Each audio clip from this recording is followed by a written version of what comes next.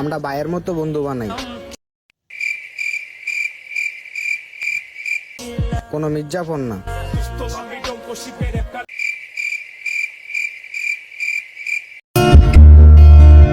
সবাই একটু ওয়েট করো,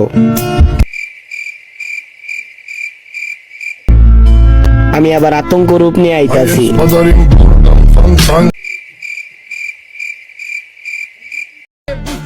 আমার কথা একটাই, যে আমাকে পছন্দ করে না তার দিকে আমি ফিরেও তাকাই না।